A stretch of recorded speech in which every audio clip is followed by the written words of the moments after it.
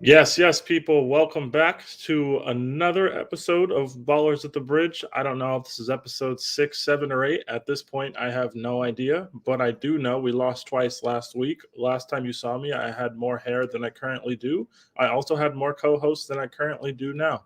So, big up to all of you guys as you trickle in, like the stream, share the stream, tell a friend to tell a friend, all that good stuff. But, Mohammed, how are you doing, my brother? Let me just move us back because this view is ugly. Nice, oh good. Oh yeah, I prefer this as well. I can't lie, man. Bro, I'm good and I'm good. Surprisingly, I arrived from work like about 30 minutes ago and literally got on to sit down, set my stuff up, and then get the tweet on. And I was like, okay, cool, I'm ready. Let me just relax before we go again. I've been spending like the last 8 hours just talking. I'm just like, yo, I'm actually ready to talk about Chelsea, to be fair. Feel like we've had enough time to really analyze and see how we feel about these two defeats. And I wish we'd be talking under better circumstances. But hey, it is what it is, man. We support the club, win, lose, or draw, man. Yeah, that's true. That's true. I mean, to be honest, this isn't going to be the doom and gloom show some of you might have anticipated. Mm. I'm just like I'm not actually that sad at what's happening. Like I've already kind of prepared myself to struggle to score goals all season. Mm. So like for me, I mean, we'll get into it, but like for me personally, Yeah. I didn't take the Juve loss very hard. City, I was disappointed, but like I mean, we got beat, so like it happens. Yeah. Juve it's disappointing. Don't get me wrong, but like in the grand scheme of things, I don't see the point in getting upset. Like it's October 1st, guys. Everybody take a deep breath and chill the fuck out. Yeah. But big up to the 4 of you watching. Like the stream on your way in, guys. Share it, all that good stuff. Thank you guys for hanging out. Zeke should be here eventually. I don't know when eventually is, but eventually is eventually. All right. So yeah. So I guess I mean usually we like to review matches one at a time, but I feel like there's a common theme in them. Yeah. And that is just a lack of cutting edge going forward. So today I kind of wanted to look at it as more a holistic problem Mm-hmm. and just sort of address it. Because I don't find reviewing any of our matches particularly interesting, if I'm honest. Mm-hmm. When we win, it kind of looks the same. And when we lose, it kind of looks the same. Like you kind of Okay. know what you're supposed to get. Just kidding, guys. Zeke is here. He's not actually that late. Zeke, how you doing, brother? Yo, guys, how's everyone doing? Bro, you sound very quiet, very far away. What's going on? You all Brother right? Zeke is ill, man. Yo, my bad. Can you hear me? I can hear We you. You just sound like you're like in a library or something. All right, hold on. Let me take this AirPod. All right. Anyways, guys, big up to you guys. Big up to C1 in the chat. Big up to Melina. Yeah, guys, Fator's out of commission. I don't know when he'll be back. I'm not his medical service provider. I don't have that information. Big up to you, Melina, C1, normal people. But yeah, guys. Can you hear me now? Yeah, I can hear you loud before. and I hear clear. you better now. All right, cool. All right. So yes, guys, back. Zeke, how are you doing? How have you been doing this week, Chelsea aside? Bad week, Chelsea wise, and yeah. I mean, there's not much to say. I agree with what you said before. Like when we win, it's pretty good to watch. But I mean, not lately, but when we lose, bro, it's the same thing. I mean, it was different styles. We lost to two different styles, like extreme Mm-hmm. different. Yeah. But in the way we played, in the way like we negated like what brought us to the top. It was the same. Like you knew that we could have played like 5 hours. We would have never won these two games. Mm. Yeah, sadly. I, I I feel you, bro. Yeah. I hear that. I just because for us, right, and for the show that we do, we're not the kind of people who like to act like everything is great and we're the best team in the world after we Mhm. win, or we're the worst team ever after we lose. Mhm. And we're not the kind of people to ignore flaws in a team. So I kind of feel like for me, the reason I've sort of stayed away from talking about this creative issue at large is because I've been talking about it the whole time and no one wanted to listen until we stopped winning. That's just kind of the nature of football, right? Like, people are willing to look past concerns when you win, but the moment they don't get results, everybody is forced to really look in the mirror. Yeah. So for me, like, I view it as more, I mean, we might as well just get into it. I view it as more a personnel issue. And by what I'm referring to, guys, I'm referring to the obvious lack of creativity and fluency in our team.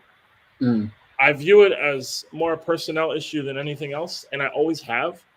So for me, like, I don't hate it, or it doesn't bug me as much as it bugs other people. Like, it's actually not that hard to accept, right? It's frustrating, but I mean, it's like, I don't think these guys are up to it, a lot of them, like, truthfully.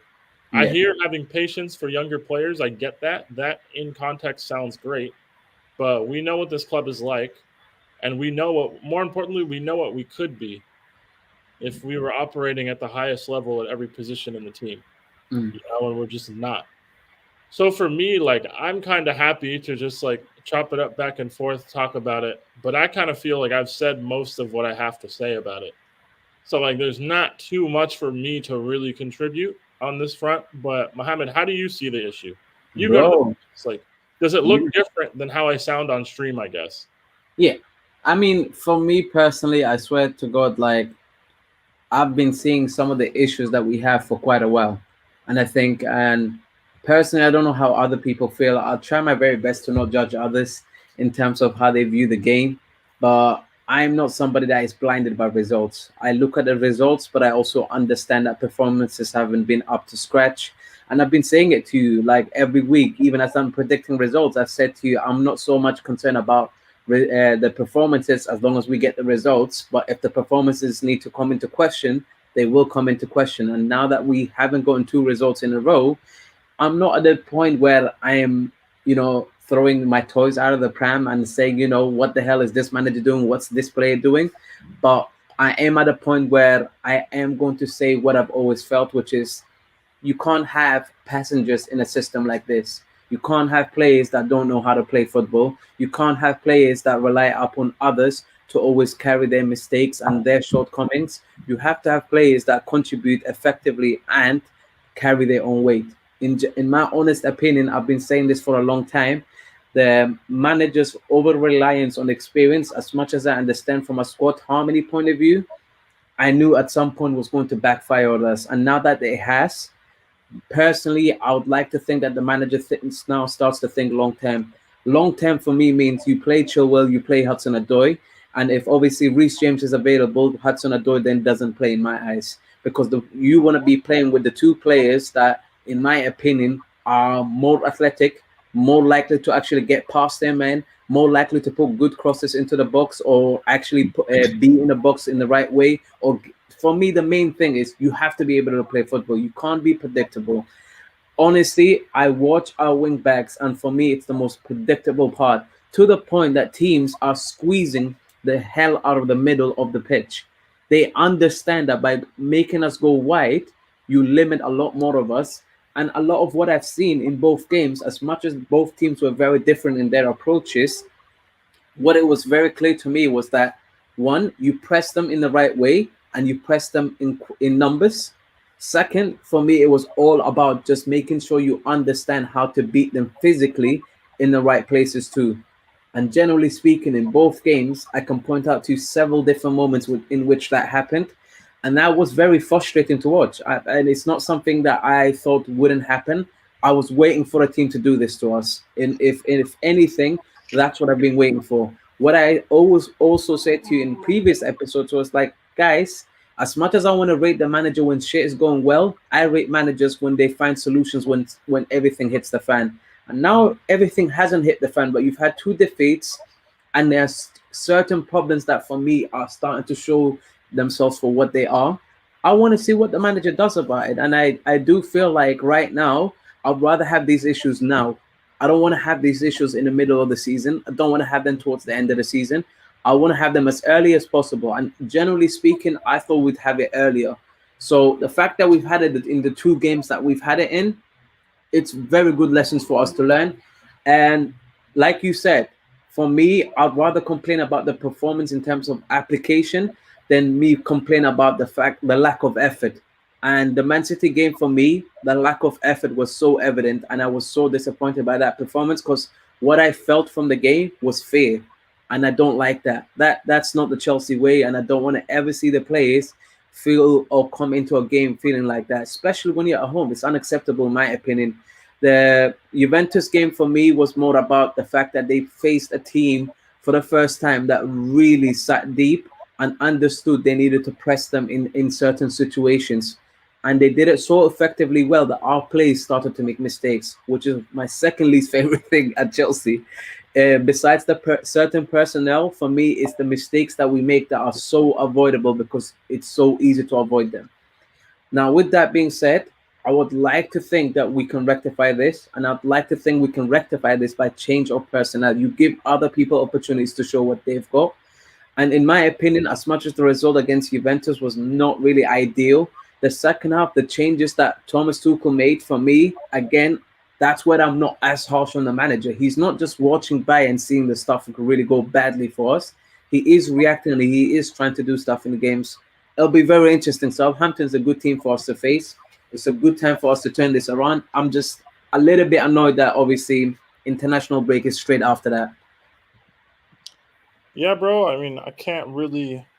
I don't push back on anything you said. We're pretty like-minded, you and I, Mohammed, and just kind of how we see our team. So I just want to say big up to you, Nippin. Thank you for showing up, my guy. Guys, I appreciate the comments. We will get to them. I'm not just airing you, don't worry. But I kind of want to get Zeke's perspective on things in general before we start going back and forth because most of the episode we will talk about this. Yeah. This is the biggest issue. So I mean, this is kind of why we're here. So Yeah. Zeke, how do you see, from your perspective, how do you see it? First of all, like I watched the whole City game, and for the Juve game, I only watched like second half and like the last 10 minutes of the first half. But like I pretty much echo what Mohammed said on the fact that I feel like the City game, as I said, like Tuchel said that Guardiola forced us to like make mistakes, but I would say like Mohammed, like I saw a team that was scared. Scared by what? I don't know. But like we were clearly scared. We weren't like able to develop our game. And for the Juve game, I don't know. Like either we were lazy or like we were scared again. For me, those are the two options because honestly, I wasn't impressed by that Juve team at all. Like we lost for once. We can say like we didn't lose like to a team that was really better than us. That's what like pissed me off because I was like, even though like they sat deep, like that's not the first team like that was like defending against Chelsea. We can beat those teams and we weren't able to. So that was my concern. Like, and I pretty much agree on the personal thing, on the personnel thing because like as I said, like I tweeted it like I think once or twice. We have some unserious players, and the fact that sometimes they can hit like a good form phase, and like you would think that this player changed, like he's about like to really show us like why we signed him, and he gets back to his lazy ways or like unserious plays. And like Mohammed said, like we made mistakes we weren't used to make in that Juve game. So I don't know. At this point, we can repeat the same things every week if Tuchel doesn't want to change, or like we make a change and see what happens. Because like I know that he's trying because you know that he will like change, for example, like the front three sometimes, but I mean, there are only limited options because even if you keep turning, you get back to the point like you have like a consistent, you have like players that you already tried, and at a point, I mean, there are players there that's not their first rodeo. Like you're not playing professional football for the first year, so Yeah. you have to look at the players. I'm sorry. I hear that, bro. I hear that. Billy Banter saying Tuchel system can only do so much to protect those players. When the going gets tough, those players will be exposed. I mean, yeah, that's kind of coaching in general. Like you try to mask your team's weaknesses as best you can. But the thing with coaches being matched up against other elite level coaches is they will see the weaknesses and they will try to exploit them. Um, Weekly update. Big up to you. I think you could be a new face in the chat. I don't Yeah. know if you're not. Apologies, but saying trust formation is not the root cause. It's personnel and their limited profiles, bro. I agree with you. I've been saying if everyone wants so desperately to switch forward to back, realize it's not going to work with the players like we have. Exactly. Need to realize the system's carrying, not the players. We don't have dynamic wingbacks, yes, or real creators. The 210 is going to be our yes, pretty much. We've talked about all this already. Like we might as well. You know what? That's a hypothetical that I've been seeing. I guess before we get into that, I just want to say to the 15 of you watching, big up everybody. If you can, like the video. If you like the stream, if you haven't already. If you're watching back, like the video. Share it if you feel so compelled. Tell a friend to tell a friend. All that stuff. Let's keep growing, guys. Big up to you guys. But I just want to say real quick. So we lost 2 games, right? Mhm. Fan base has this really nasty habit of pretending like results would have been different if X player played or Y player played instead of Z player, right? Yeah. Like, oh, if Tuca would have just started this person, everything would have worked fine. Guys, no matter who we would have played on that Saturday morning against Manchester City, they would have beaten us if we came out like that. Yeah. The mentality was the issue more than the personnel. Yeah. 30 minutes into that match, I was like, if we get out of here with the 0-0, I'll fucking take it. Yep. They were beating us. Bro, No number beyond 1 of Mason Mounts in the team would have changed a damn thing. I promise you. We could have cloned Mason Mount a half dozen times, had him be the front 6, and we still would have lost. Trust me. They were just better than us that day. Like, it is what it is. We need to stop acting like, oh, if only a player I like would have played, then things would have been drastically different. We need to understand what we're looking at is a systemic problem. It affects the entire team. Changing one cog here or there is not going to completely fix the problem. The personnels that are supposed to play these positions and the profiles of those players, they don't match up well. It's square pegs and round holes at wingback. It's square pegs and round holes as inverted 10s. Understand, whoever plays there, it's the same. I've been hearing a lot of shouts for Ruben, which I'm fine with, but he's not a natural 6, and he no longer functions as a natural 10 either. I feel like before long, he'd be running into similar issues we're having now. You'd probably get better decision making in specific areas, and that's fair enough. But like the solutions, it's not that simple. Like, we need to understand we have problems. Big up to Drizzy Dads. He dropped a super chat to troll about Lukaku, saying he's missing in big games. I think it is what it is, bro. When you create one big chance over 2 matches, you can't really do too much. Yeah. But fair enough. I mean, your manager is Ole Gunnar Solskjaer, so I understand we have to cope. But I appreciate the contribution, bro. C1, you're asking what wingbacks do you want to challenge or replace? Bro, I'd replace all of them. All 4 of them.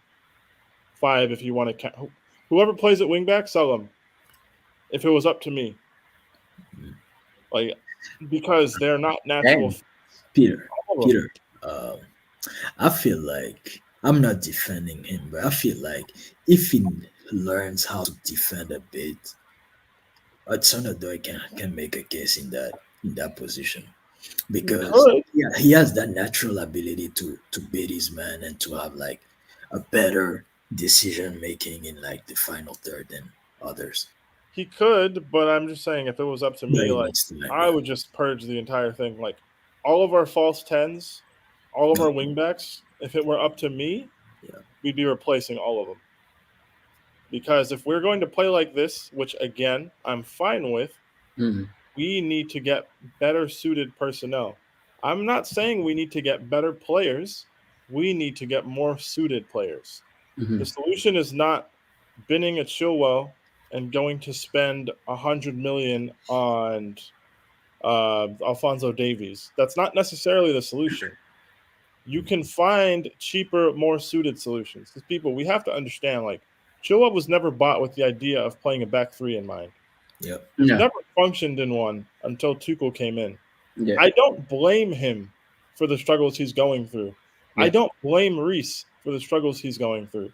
I don't blame Azpilicueta for what he's going through. I don't blame any of them. They're just not suited to what we want to do. It's not it's not personal. It's not a reflection of how I feel about them as people. It's none of that. Yeah. I just think if we're going to do this, which again, I'm fine with, then get different players to suit what you're doing. The issue becomes, what do we do until we can replace some of these players? Yeah. Like, that's where Tuchel has to earn his money. I hear you. They're kind of bums relative to what we want them to do.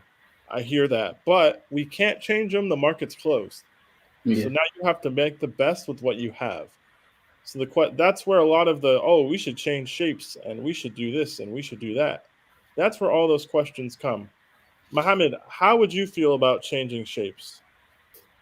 What, as in changing formation? Yeah. I think people forget these are the same crop of players that played under a different system and looked a whole lot worse defensively and in every way, shape, or form, for me at least. And people forget. I think it's so obvious for me as a team that this three at the back system was going to always be the answer. And under Lampard, I even was calling for it. So when Thomas Tuchel came and that's what he decided with, I'm like, I'm glad he sees what I saw, because to me, I understood the type of midfielders that we have require a certain level of protection that gives them the freedom to be able to dictate games. And if we don't allow them that freedom, we can't control games and also be able to attack, yet also defend as soon as we get countered. And there's a lot of that happens in the Premier League where you get countered, and teams are very good at understanding. If I have 2 to 3 chances at best in a game, I'm going to make sure I take them. That's why, for me, I rate small teams, because people forget these teams don't need 10, 20 chances to put away 3 goals or 2 goals like that allows them to actually have a foothold in a game. All clubs, I think, have to understand what you said is, for me, the biggest thing. If you're going to get players that are suited to the manager or the system that you're about to play. You can't just get any player and just say, he's technical, therefore he's going to fit this profile of what we want him to be. No, it will take longer, and that will affect the time in which that adapting actually happens. Right now, for me, I had a few different Chelsea fans, and honestly speaking, when Chelsea loses, I stay away from social media. Why? Because the meltdown is even worse than when we are winning games, because people start getting into madness that you just don't want to hear. For me, the biggest thing that I saw them obvious about our team is this wing-back positions need to be sorted ASAP. What also needs to be sorted and understood is that from the moment you sign a Romelu Lukaku, for me, it affects our pressing. He doesn't press the same way that our team did in the front three last year. Yeah. That's not for me something that I'm like, oh, that's terrible compromise. I don't want to do it. Because if you're giving me goals, if you're giving me a target man, if you're giving me someone that can give me well-rounded link-up, I actually can live with that. That's fine. What we can't live with is players that don't understand that their responsibility then as a team, you can't actually have a bad game. You can't be out here putting a 5 out of 10. It has to be minimum a 7 to 8 out of 10. That is your minimum. And you have to come into games with that type of mentality. That's why what you said about the Man City game for me was perfect. Any team that played like that played against us on that Saturday at 12:30, didn't really matter. What mattered is actually the mentality that we came in with was absolutely appalling. And it was so easy to see that we were so fearful for whatever reason. And it didn't help that Man City were pressing us and Man City were willing to create chances and carry on doing it again and again. But for me, it was more about the pressing. It's the fact that we were giving them the ball so easy. Like, what the hell was going on? And the only thing I came down to, for me, the wing backs, if you can't hold on to the ball, you cannot play in this team. I'm sorry, but that's the way I feel about this. The wing backs always will get more space than the people in the middle, because those were the ones that were getting pressed. That means as a wing back, understand what your role requires today. It requires you to keep the ball. It requires you to beat your man sometimes, and it requires you to sometimes even make runs to push a team back. The fact that some of these players don't understand how to apply that properly and see what the manager is requiring of them doesn't shock me anymore. I'm really not shocked. So anyone that tries to say a four at the back system, honestly, you need to you need to understand what type of players we have. We don't have the personnel to be doing that stuff at all. We'd still have And similar issues. I pointed that to people, like I tweeted it, like people who like advocate for four at the back, like saying, "Oh, we will have like more attacking options." Hmm.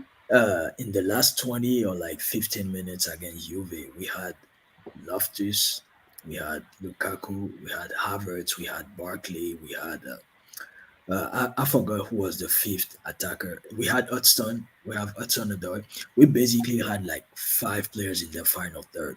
Hmm. We still didn't unlock them. That's not a problem or like the system or like having more attackers. If for some reason, and like that's one of like that's where, but like all of our attackers are poor at the same moment. If like that's the case, it's not like the number of attackers we put on the team on the pitch. Hmm. It's about like, oh, do you know like the tempo, like the passes, like how quick you have to move the ball, how quick you have to like move the team, the opponent's team, stuff like this. I'm sorry, guys, they are professional footballers.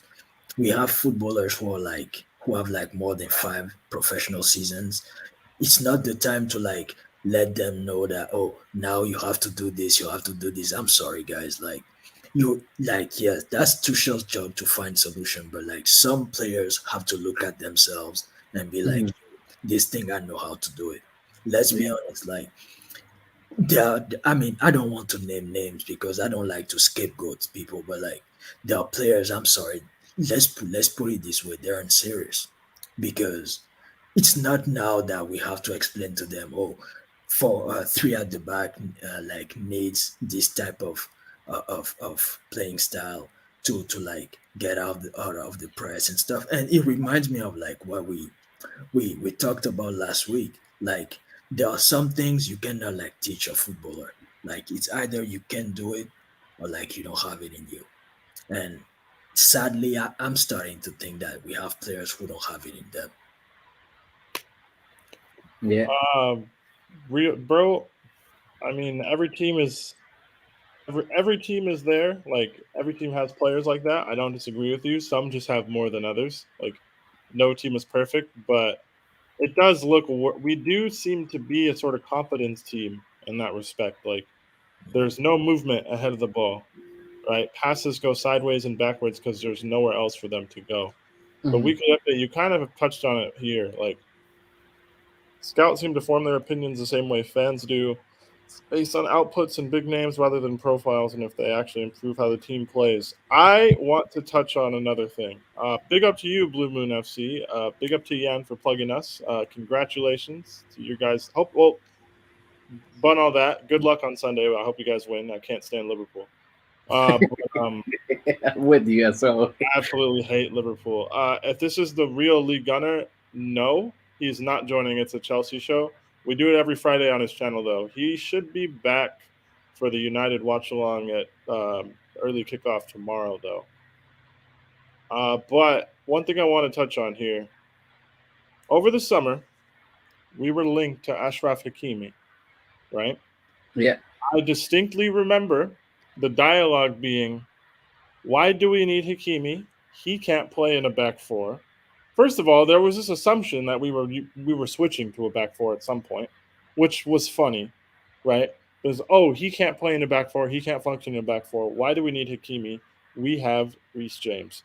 This is another issue that I think we have with our fan base. We are too emotionally tied to certain players in this team to assess the situation and make rational, guided decisions based on what would actually be the best for the team in the future.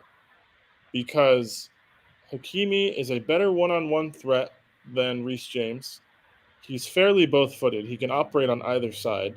The question isn't always are you going to play Hakimi or Reece? You can play them together as well. Correct. He's a better crosser. I don't care what anyone says. He's more dynamic. He's a naturally suited wingback.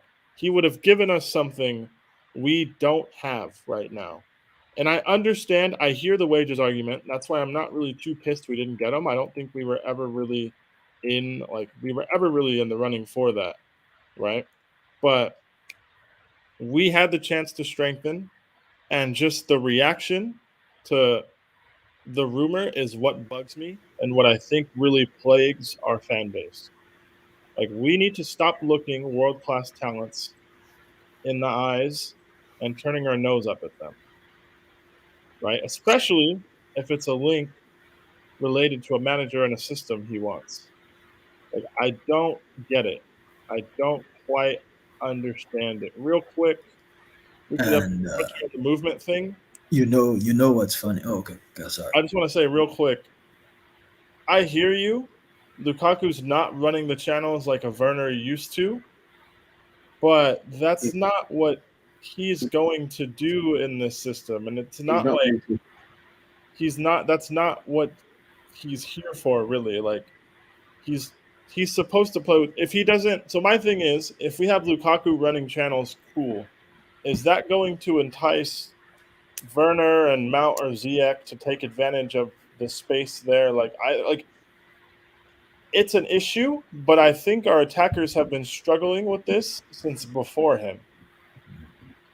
Like, truthfully, I hear you. I'll hear the Lukaku movement issue sometimes, but he's our target man, to be fair, and he's the person in the team to score the goals. And in his defense, in his limited supply this season, he's done well for himself. Yeah, he missed that chance we created against Juve, but that was his first actual chance he had gotten since Spurs. Let me just add this as well, Pia. I think as much as that's a fair point, you just have to watch the runners in our team why they stop running so much. Because honestly speaking, when I can't remember what game it was. There was a game where multiple of times our players were making runs and they were getting frustrated at the front. This even included Lukaku, by the way, and literally they weren't getting the passes. They weren't getting the crosses. They weren't even being seen. Sometimes it's not even about the passes, guys. It's the fact that our players don't even seem to see it, don't even seem to think that that's something that can happen in our team. This is why, for me, I don't want to even blame our players. Because to me, Lukaku, don't waste your energy if you're not being seen, man. Stay in the box, get the ball and do the link-up thing for me. And if you get a chance, just put that damn thing away from me. If you can do those two things, I'll live with the fact that you won't make as many runs. Because if you're making runs and nobody's finding you, it's more frustrating for me even that way. So I can only imagine how he must feel as a player and play under that type of system and think, why the hell are these players not getting the ball to me? And it's not 1 game, 2 games. It's been happening plenty of games, guys. So let's remember, as much as we want to actually say Lukaku is just a target man, no, Lukaku can make runs, guys. But why is he going to exert his energy on that sort of stuff when our players don't even seem to get triggered and understand? As soon as he makes a run, bro, put the ball over the top, get it to him. He will physically beat up anybody that gets in front of him. He's a tank. But nope, we don't see it. Let me clarify myself real quick. Unlike at Inter and unlike with Belgium, the way people set up against Chelsea, right? Lukaku has less space to run into. So is it what he wakes up and gets out of bed wanting to do? No, right? Obviously not. But running into space is dope if there's space to run into. If you've got a low block sitting 10 yards above their box and you've not got people to play the ball over the top first time, then I fully understand Lukaku just kind of chilling with his back to goal and trying to be a reference point. Like, I get that. But it's really like he's going to have to adapt his game a little bit to play in this team and for a team like Chelsea. People aren't going to disrespect him and disrespect Chelsea by just pushing up to the halfway line and giving Lukaku the space to run into. Because the few times he's done it, he's done damage for us. We've created chances. Like, most times, I would go as far as to say every time, bar 1 or 2 in transition, Lukaku's had the ball, good things have come from him having the ball. Whether it's the pass to somebody who has a big chance or the pass to somebody who should then make another pass so we can score a goal, right? but we just aren't in those situations for one reason or another. Yeah. Like it is what it is. I just don't think it's as simple as like Jez, you're saying Werner has to start. You think him and Lukaku could be good? It could be good in some scenarios, yes.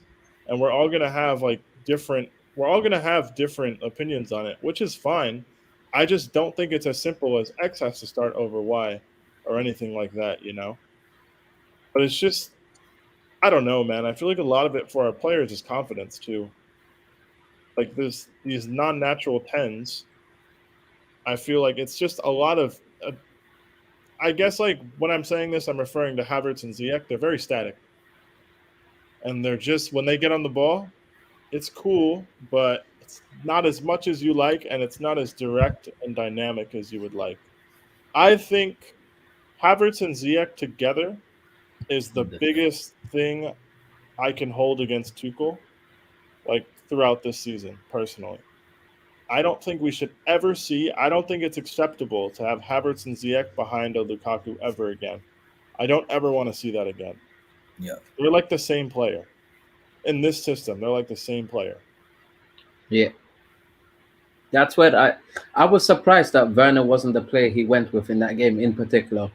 I understand obviously they're sitting deep. There's a lot less space for us to run in between and all that stuff. But tomorrow for me in particular, Werner is perfect to play tomorrow. Southampton are not going to be a team that sits deep. Southampton are not going to be. Say again. They don't. They like to press. Like even I was watching them play City. Yeah. They were sitting deep at times. Yes, obviously when they were pinned into their half, but yeah, there's moments in the game where they like to press and they like to get in your face.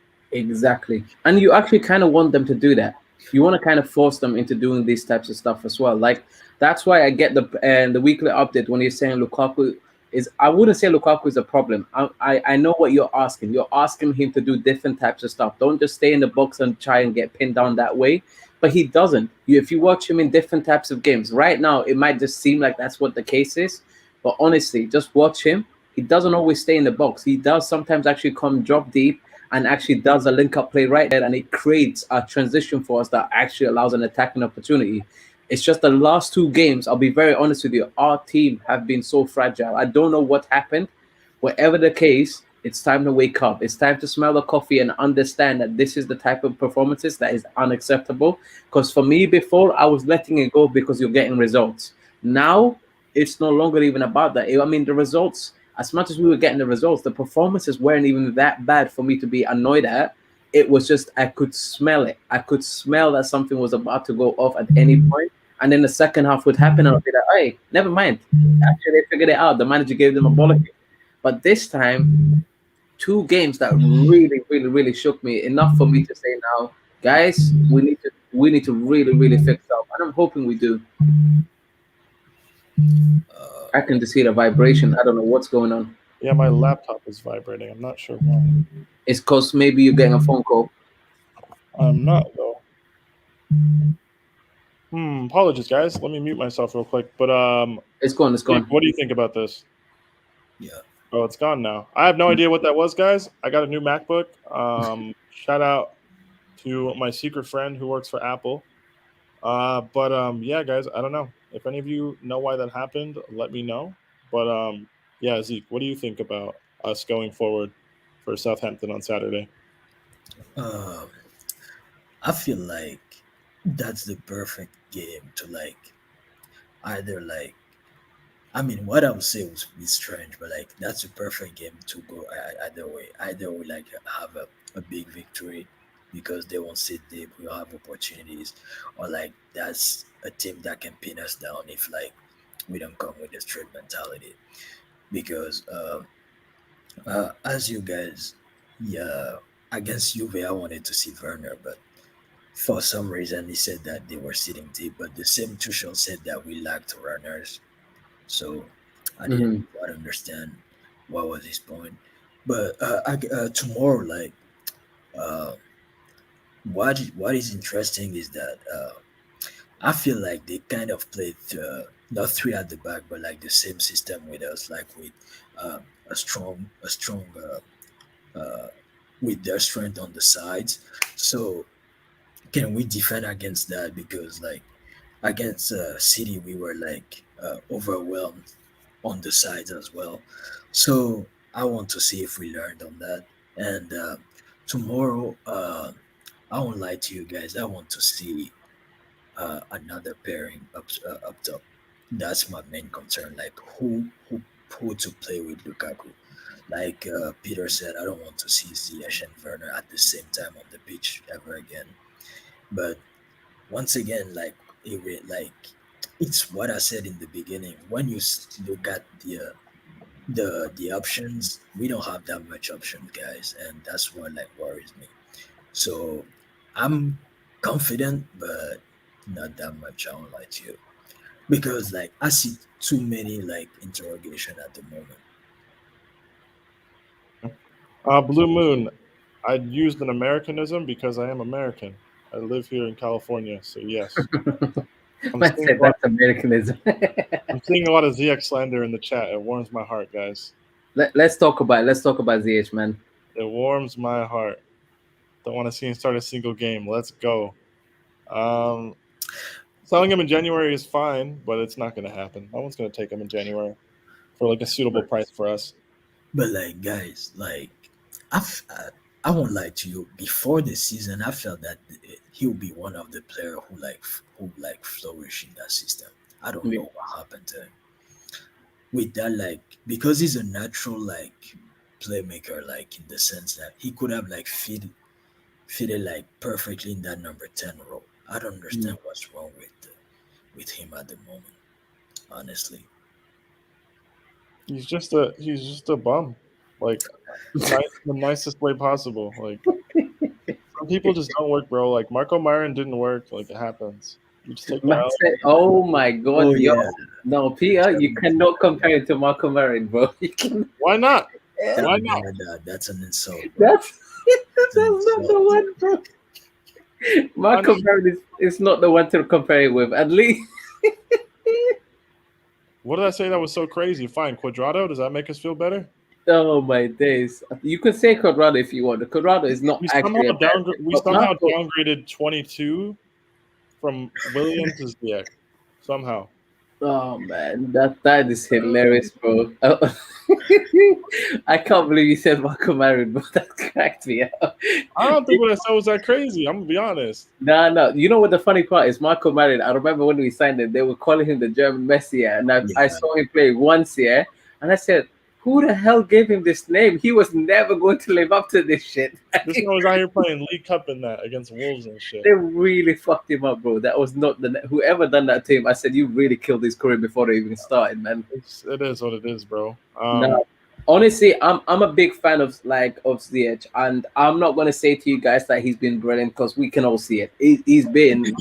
I don't even know what version of this I have to call him at this point, but I can't stand it right now. For me, the team needs players that perform. So if you ain't performing, get out. Like I'm not in my emotions about I'm a fan. Like you need to do it. Nah. Just if you ain't performing, get the hell out. Like go touch that bench and like stay there whilst you figure out what the hell's going on. Because if you look at the preseason, he looked like prime and ready, bro. Then all of a sudden that Super Cup match happens and we just go back to this version of Ziyech. Like it doesn't even make sense.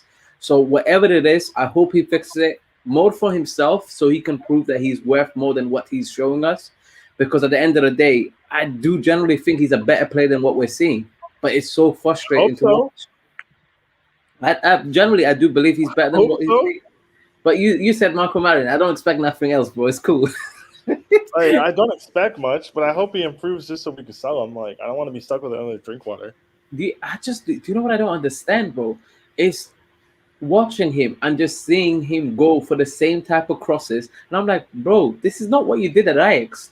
You weren't always going for crosses, bro. Sometimes you were actually taking on the players. Sometimes you were confident enough to just find like just the right way of being able to be someone that is a nuisance in the game. Even from the pressing point of view. Last game against Juventus, bro, he might as well have not been there. That's how like he wasn't there for me. And I'm like, yo, that's the worst types of games that I don't want to see from a player. Is if I can't even tell that you're on the pitch. Yeah. The fact of the matter is he made it a lot longer in that game than I expected him to. And I was such like Thomas Tuchel, like when are we making this change, bro? Because it's a blatant obvious change to make. The chill one for me was just like this. Like I was like, if he don't make that change, then he's not watching what I'm watching. But I even said it to people that I was speaking to about the game. I said both wing backs for me have to be changed right now. If we actually want to do something, that's where we're getting spaces. But our players need to be confident enough to take on players. For me, correct me if I'm wrong, guys, but I would have not taken off an Aspilicueta in that game. I would have taken off Christensen, and I will explain why I'm saying this. Hey, you guys, I gotta take a phone call. You guys carry on though. Go for it. And on the right side of the center backs, for me, it is so important to have a player that pushes forward. Both on the left and the right. Let me be honest, players that are willing to push forward. Christensen, on several occasions when Hudson-Odoi came on in that Juventus game, there was so many moments where he could have had the space to actually cross. Christensen was nowhere to be seen. Aspilicueta, in my eyes, 110% would have been there. If we had the weekly update, the fact that you bring that play up, I think now we know why we were interested in Kunde. It makes so much sense to me as to why we were interested. Because we need players that can bring the ball out when it's needed. We need players that are not afraid to make crosses, to take shots, to do stuff. Because let's be honest, the reason Rudiger kept on going for shots or trying to was because he was the one getting spaces all the time. But Christensen was nowhere to be seen. He kept on staying back. And these are the little things we're talking about, man. Go ahead. No, you're right. And just to bounce back on that, I feel like Christensen, even though he can play good at right center back, that's not his position. And I agree with you. Like, I wanted to take him off, but like after like Juve's goal, I was like, if we take him off, we will somehow like weaken defensively, and like that's a problem. But like if we were still at 0-0, I would have made the change that you said. Like for example, I wouldn't have brought up like Shaloba because he seemed lost. And yeah, I would have like taken like Christensen off for another player. But once again, like that in that team, like I'm starting to realize we have like many unreliable players. I'm sorry to put it that way. Yeah. That's how it is.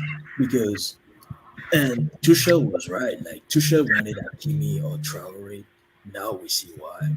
He wanted Kunde. He pushed for it. Well, unfortunately, we were able to make it, but we see why.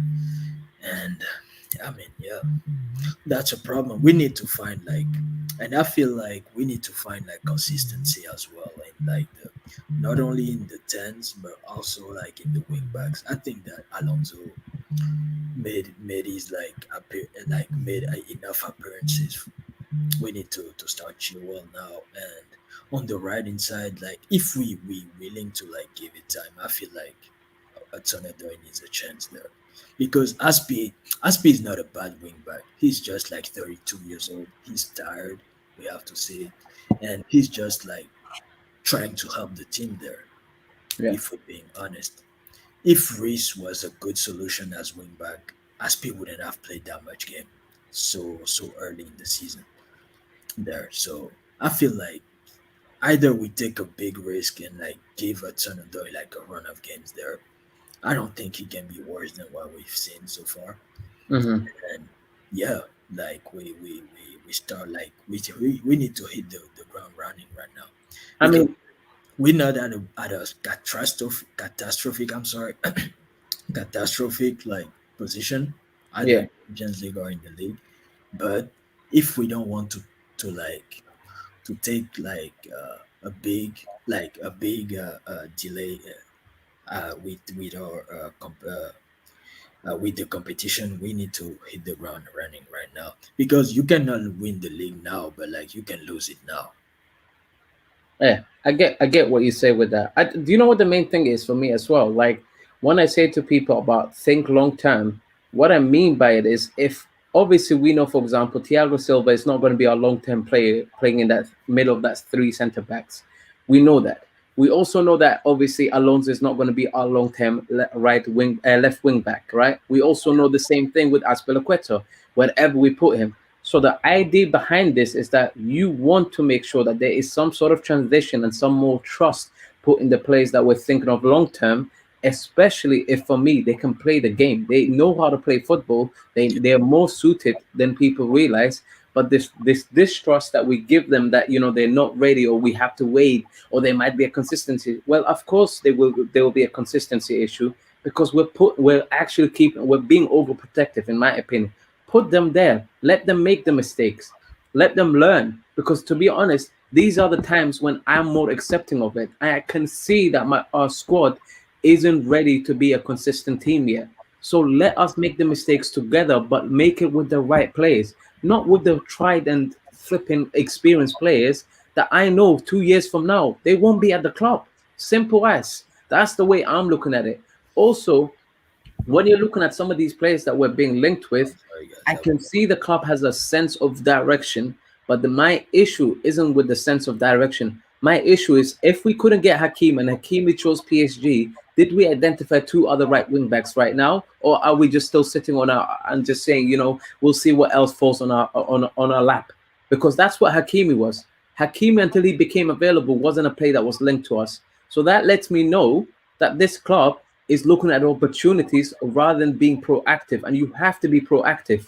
Right now, we can identify we need players on the wing back positions that can play ball. I can already name 3 off the top of my head. So what the hell is the club doing? Are we scouting those players, or are we just sitting and waiting for, and let's wait until they hit 30 mil and then we can make a bid?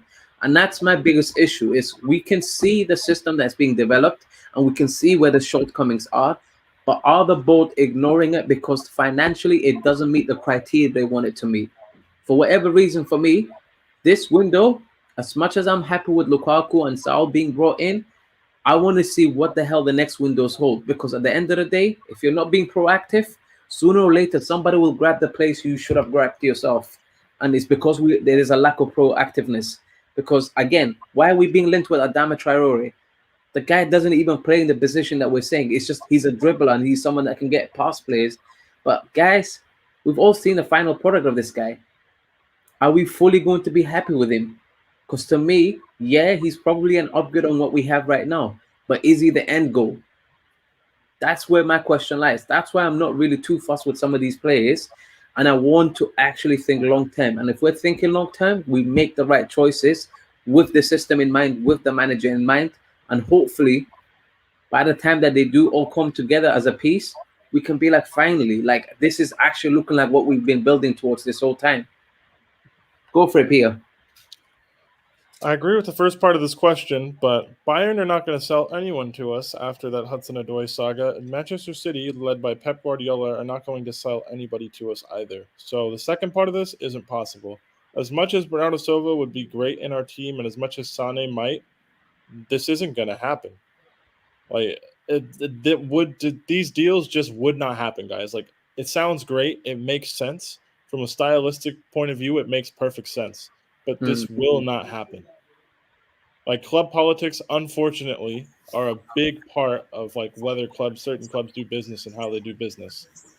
Like, there's no chance Bayern sells Sané to us. There's no chance Bernardo Silva is sold to us. That being said, I'm happy to sell Werner and Ziyech anyways.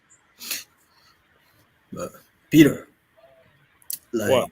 if Bayern wants Werner, I don't see why like they wouldn't sell Sané. They don't want. Are you? I mean, All right, this isn't gonna happen. That's pretty stretch. Feel cool. If you guys really think that's not gonna happen, guys, be realistic. I don't see it. Generally, I don't see it. That's pretty stretch, but like that's possible. There's not. We might as well just hope for Alonso to get faster, guys. Like, we're just talking about things that aren't going to happen. I don't. We need two wingers. We need creative players. Yeah. Of course, but Mohammed, your argument about like identifying actual replacements to suit a system is spot on. But like, we had the chance to do that in the summer, right? It's not just the board. Like, the attitude from a large majority of our fan base was, oh, we don't need X player, we don't need Y player. Why? When we have this player and this player. And it's like, guys, stop thinking our players are better than they are, know exactly how good they are, and more importantly, apply their strengths and weaknesses to the role they're being asked to play in this specific system, and try and sort of think about what that's actually going to look like. Because Reece James being an all-around right back doesn't fucking help us in this system. Like, it doesn't help us as much as people like to act like it does on Twitter. Like, honestly, it's just that, like, if we're gonna do this again, cool, but let's give ourselves the best chance. Stop trying to fit so many square pegs in round holes. But like, if we do, like as you said, like that would imply selling like 6 or 7 players in the team right now. That's why I said I'll purge like 8 of them. Yeah, a purge. That's why I said that. It sounds extreme, but like, if we're gonna do this, cool. No, but you're right. That's the thing. Because like, if you have to, like, you basically sell like all of the 10s, but 1 or 2, and the same thing for the wingbacks, and like some others in the midfield or whatever. But I mean, this team, man, and that comes back to what we were saying, Mohammed, like in a space before. Like, we need to see like where we're going. Do we give time to like Tuchel, like more than 2 years, like the habitual like the usual 2 years we give every manager, and you let him build his team and play his football, or like you just like, oh, he's just there for 2 years, do the best you can with what you have. So the club, we need to see where they're going. It has to be a happy medium, though, bro. That's what the reality of it is. We can't do a purging thing like Peter is willing to do, and we can't ideally do what we're saying, where we only do long-term thinking and we sign based on that. There has to be some sort of happy medium, and I don't know what that happy medium over is. 2 years, I'm down. Like, you would purge.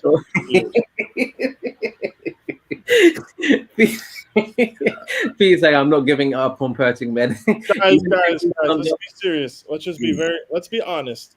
Yeah, I'm only confident about 7 positions in this team: our back 3, our pivot, our keeper, and our striker. The other 4, are conveniently on the sides.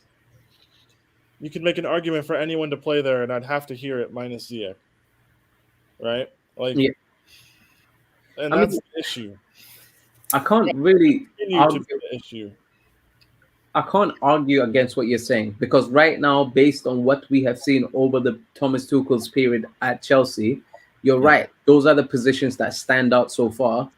But honestly, the fact that we don't have a first 11 still like instilled in this team, I've always said it. Like, this is why, honestly, when the media and rival fans are out here pushing the narrative that Chelsea should be winning the league, to me, it's like, okay, I mean, if that makes you feel better and you can take pressure off other clubs, then it's up to you.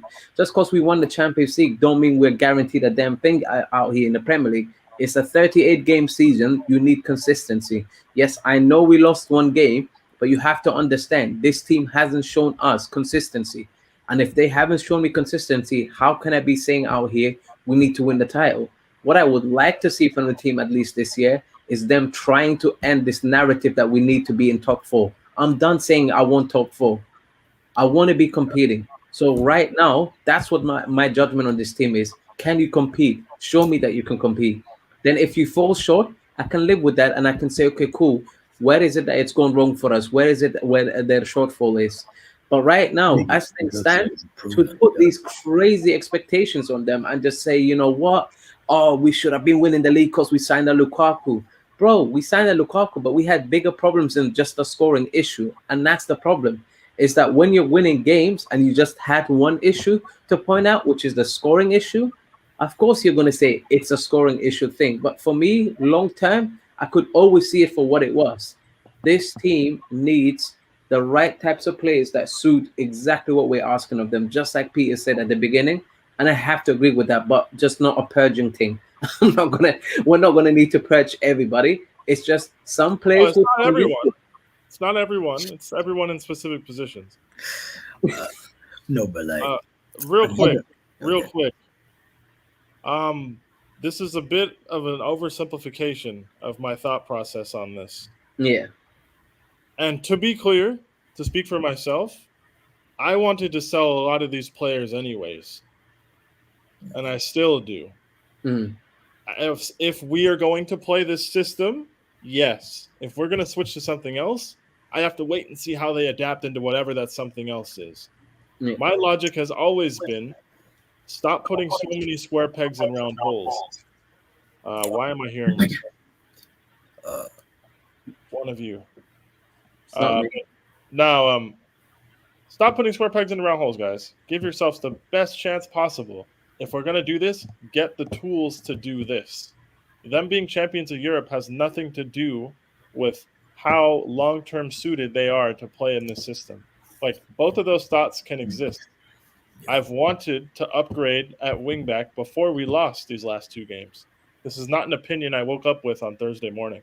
This is an opinion I've had for months. Mm-hmm. Yeah. Like, it is what it is. But no, I mean, up until then, we have to find short-term solutions to the long-term issue. So, I mean, it's interesting. We've been talking for about an hour.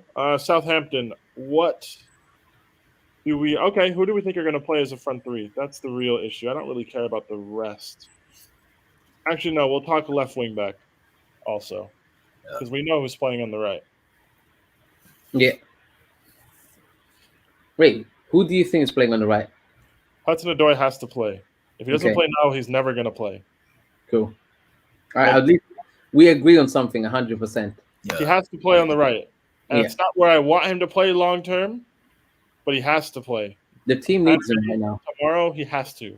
Yeah. If it's not now, it's never. He might as well just pack up his bags and leave. The team needs him now. That's it. That's what I'm like. You can't get a bigger call than when the team needs you. The team needs you. You need to do what Hudson-Odoi does best: take on plays, get past plays, put the right ball into the box, and make sure you are a nuisance on that pitch. And honestly speaking, I want him to focus on his attacking attributes. I will not judge anything about his defensive side of the game. I don't care. We don't care right now. I care. Right now, we need this creative issue to be a thing of the past, and I want it to be solved. And Hudson-Odoi, if you're hearing this by some fucking chance, please, for the love of God, help us out, man. We need it so bad. But yeah, left wing back, let's go. Attack.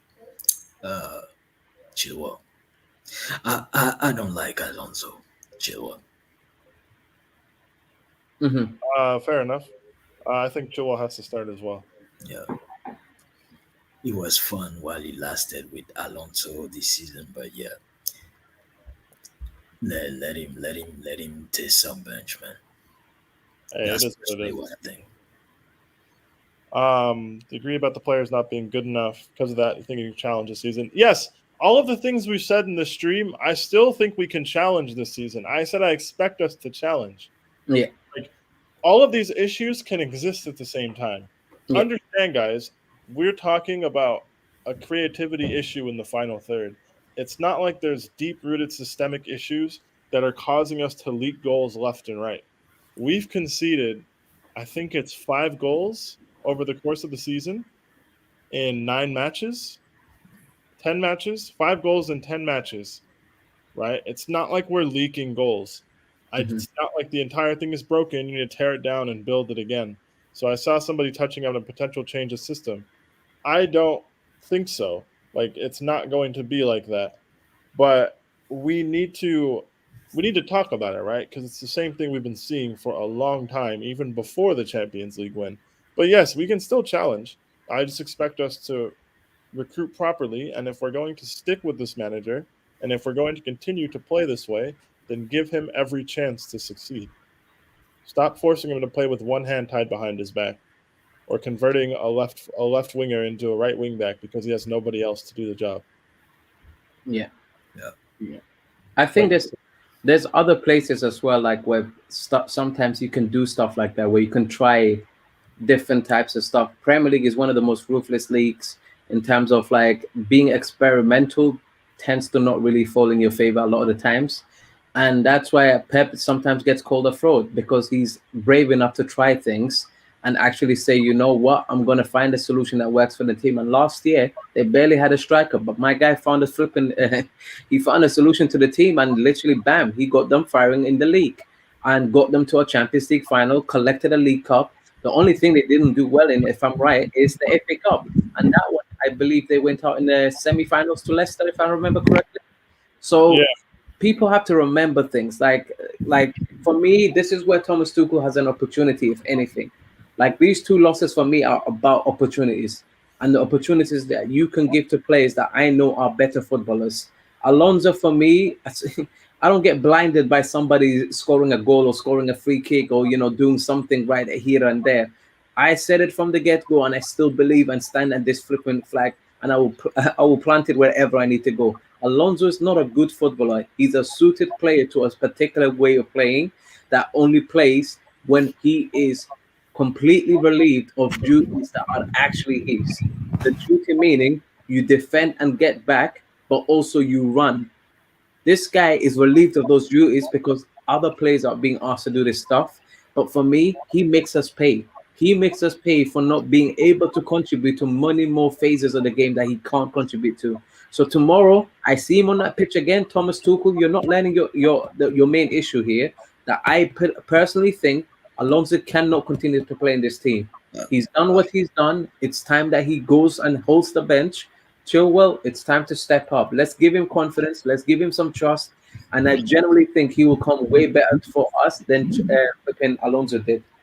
Yeah, I mean, Alonso is good when you play to his strengths. Like simple as that. Like you said, he's only good in one system. He's only good in one particular like setup. When he's like, as you said, relieved. But like Chilwell on the other side, he has to like transition back to like left wing back, learn like relearn like what he's asked to do in the position. But long term, yeah, I trust more Chilwell than Alonso. But Alonso, for some type of reason, he's been like here too like he's here for like too long. Like he should have left the club 2 seasons ago at least. But somehow each summer we say that he's gonna leave, but September 1st he's still there clocking in for training, bro. So yeah, I don't know. And he is like among those players I keep like saying that they're reliable and serious. And we have like I think five. I mean, some of them are like there in the team, unless like we until we like sorry until we like we sell all these players. I'll still have like that consistent problem with the team, honestly. But to answer Peter's question about the front three, I feel like even though I feel he's not 100% fit, I wouldn't be surprised if Mount starts tomorrow with Werner. Yeah, So that Mount, Werner, and Lukaku. yeah that would be the front three I would expect. I don't even hate that. I'll go Mount, Havertz, and Lukaku. Damn, you really don't want Werner on the pitch. Bro, he hates Werner. That's what I'm saying now. Like really, really. It's between Ziyech and Werner for the player he hates the most in the attack. No, like I'm sorry, I've seen enough. Joey, you're asking if we want to attack more. We do attack. I just want to attack better. The only reason Chelsea is known as a defensive team is because people will look at a goals conceded record and conflate that with like a style of play, right? It's very strange. I want to attack better. Attacking more, like, I mean, we get in good areas. We just don't make good decisions when we get there. I just want the players to function more efficiently and make better decisions. I'm not asking for like, I feel like I'm not asking for the world, but hey, I mean, our team lacks dribblers and 1v1 players, so it's tough. Like, it is what it is. Like, I don't think it's going to look amazing tomorrow.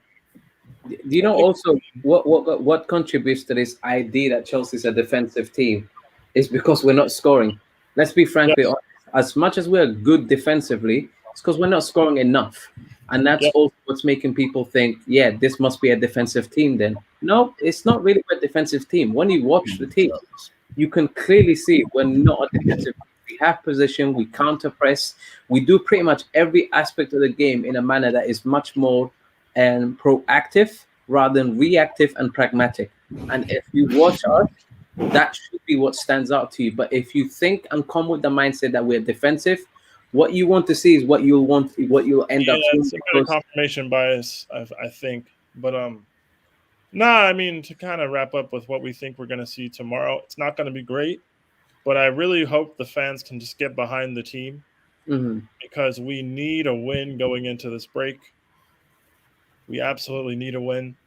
Both of those things are issues. We should be more clinical, but we should also create more. But we need a win. I don't care how we get it. I'll say 2-0 Chelsea. I don't care who scores, and I don't really care from what tomorrow. We need a win because everybody feels like the sky is falling in. On Sunday, after City-Liverpool, there's a scenario where Chelsea could be top of the Premier League. So everybody just take a deep breath, chill out, go your separate ways on international break, and we'll come back and we will assess. Because we are through the murderer's row portion of the fixture list. We are through that. Like, people need to remember this. I feel like everybody has just acted like the first 6 weeks of the season didn't happen. Yeah. And because of the last week, which, like, I would hear if we were actually, like, in the mud. But we're not. Like, just get a win, build up a bit of confidence, hope everybody remains fit coming back from the break, and we'll go again. Yeah, I have to agree. And for the front three, by the way, I do agree with what Zeke said. I want to see Werner, Lukaku, and Mount. And as for the victory side of things, and I can't lie to you, I'll be more closely watching the performance than I will be the result. So I'm just going to go with a 1-0 victory because at this point, it's very clear to see our team doesn't seem to it. I'm seeing disjointed team right now. Yeah. So what I want to see tomorrow is a team that is more effective, more proactive, and more creative in some sense of the word, because at this point we've barely seen it, and it'll be nice to see just a win for me. That's how I'm kind of feeling about it. So 1-0 just to be on the safe side of things because we've not been scoring enough, and so let's see. I'll be surprised if we score twice tomorrow. So 1-0 for me as well. Yeah, I'm with it. Yeah, guys, get your Southampton score predictions, guys, and goal scorers in before we dip out of here. But we had a pretty serious conversation today. But hey, I mean, we don't play the matches. We're not the reason we're losing, guys. We're just here to talk about it every week. But big up to you guys in the comments. Yeah. Big up to everybody hanging out. If you haven't liked the stream and or video, depending on if you're watching it back, take this moment to do it now. But yeah, guys, I don't really want to do a show during international break. I'm going to be honest with you guys. I don't want to do it because there's nothing to say. We will take the international break off because I'm not doing this. I'm not talking about people's international fixtures that I'm not going to watch. But yeah, we will resume in 2 Fridays, and we will do a Brentford preview. Yeah, something like that. We will keep going. But yeah, guys, big up to you. Big up to everybody in the comments. I let a lot of them go this episode because you guys are talking with each other, and if you're talking with each other, I see no real need to put them up on the screen. We will be more engaged when we're in a better mood when we win games. So we can kind of just sit here and vibes and talk shit about other teams. The thing is, we took 2 1-0 L's this week. Not really fun game. Hopefully, Fator will be back in a couple weeks. I don't know. I'm not his medical care service provider. But yeah, guys, big up to everybody. Mohammed, where can we find you? Bro, and yeah, you can find me on Twitter, guys, at Mohammed Idle, just like it says on the screen. And you can also find me here, as always, every Friday, but obviously next Friday we're out. And so nowhere else, man. Twitter Spaces and stuff, and I'm kind of taking a bit more of a backseat to it for the time being, but we'll see. We might be back at that too. Real quick, I disagree with this because I don't think Tuchel sees Hudson-Odoi as a front three option. I think that's worth a try, but I don't think we'll ever see this. What do you guys think about this? I don't know if Pulisic is still a Chelsea player, but yeah, I feel like that's an interesting front three. I think they deserve. I think it's better than what we're going to play on Saturday. However, we spin it. 100%. So yeah, I feel like we should try that at least once. It's worth a try. I don't think it's our best right now, but I think it could be. I don't think we'll ever see it as well. But I'm down at this point. it can't be worse than what we saw on Wednesday. 100%. So, like, on that logic, fuck it. If I see that for a lineup, I'm not going to complain. I mean, Pulisic is still injured at the moment, but it's ideally, in an ideal world, you would want to see two players that can take on the players and actually make runs to be playing with Lukaku. And I do feel like they can both finish. But again, the difficulty for me is both players. I don't want to see Cho on the right, guys. I don't know how else to put it. So to me, they're both in the same side, like that, and that's my biggest annoyance. So, yeah, and I saw this. I'd rather just put Pulisic on the right. Yeah, I feel like Pulisic can be better on the right. I don't know why. Potentially, he could be better on the right, but he'd be better than Cho. Yeah, on the right. Yeah, that's what I meant. Yeah, better than Cho on the right. Yeah, I don't hate this. Like, I just don't think we'll ever see this because Pulisic can't stay fit, one, and Tuchel refuses to put him Hudson-Odoi. Like Hudson-Odoi in the front three. Yeah. But yeah, I don't know. For some reason, we got you, my friend. Yeah, I mean, we can. If you guys don't support Chelsea, you can still watch the streams. Playing right wing and playing inside right in a front three with wing backs is different, though. Like, he played true right wing. He could play out there, but our front three are not that wide. That's not how it works. So it's a little bit different. Like, I don't know. Like, the way he played with Sarri was just different.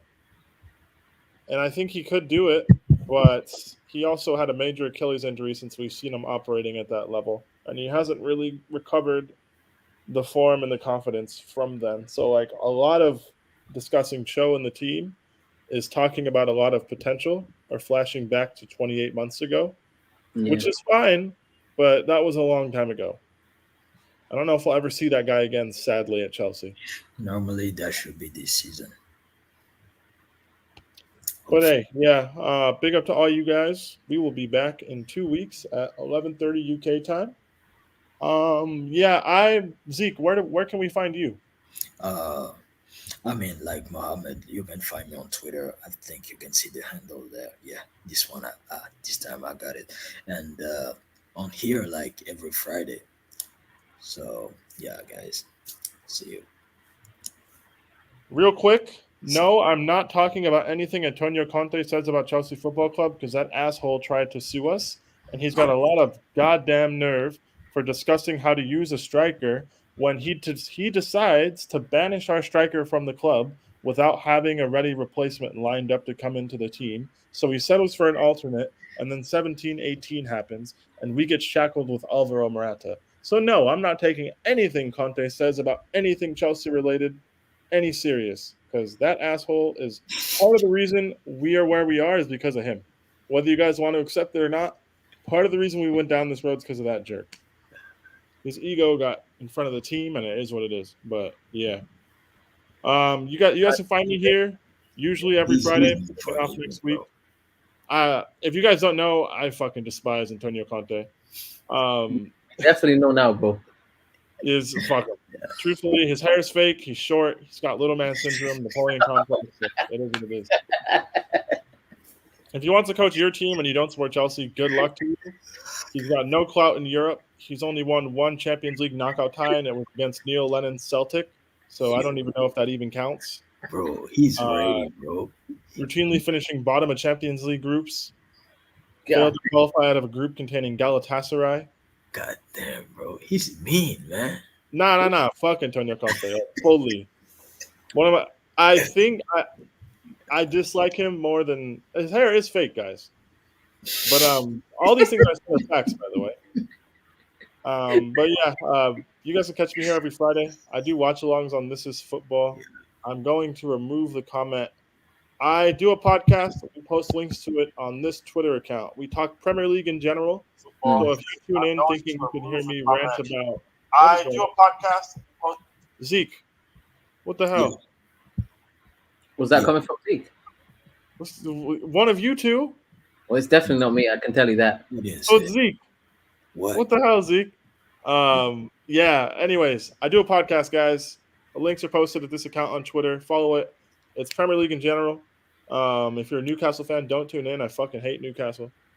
I don't even hate Newcastle. That's a lie. I hate Steve Bruce. But yeah, guys, Premier League podcast. We uploaded yesterday. We're trying to get that episode to 50 plays, so help us get there. Upload it every week. We talk about the match week that just happened, and we lob a brief preview of things to come. I'm confused. What are you confused about? What did I do? I was hearing echo of myself. Yeah. Oh, happens. Carry on. That doesn't happen. It shouldn't happen. Predictions. Michael, we said 2-0. Zeke said 1-0. So did I. The chat said 4-2. That's bold to assume that we would score 4, and that's bold to assume that Southampton would score more than 1 in a game. I think that's the maddest prediction I've seen in a game in context. I wouldn't mind watching a game like that because I'm there tomorrow. I wouldn't either at this point. I'll take a 4-2. Fuck it. Yeah. I hate Steve Bruce because he's everything wrong with just English coaching and like the managerial evolution in the game in the last 2 decades. God damn, man. I thought it was Sam Allardyce, but hey, you know what? Steve Bruce is part of that list too. Go for it. Yeah, Steve Bruce, Sam Allardyce, all of them. Like, they all need to go. Yeah, so big up to everybody. We'll catch you guys when we catch you guys. Enjoy your weekend. Hopefully we don't suck tomorrow, but if we do, don't get mad at us. We don't play. So we're out of here. Everybody, if you guys are fans looking for Rivals content, plenty of that stuff on Sarcasm City. There's shows for all top 6 clubs, varying days of the week. So get involved. Subscribe if you haven't. There's plenty of more content like this. Usually people sound happier than we currently do, but it is what it is. So yeah, we'll catch you guys in a bit.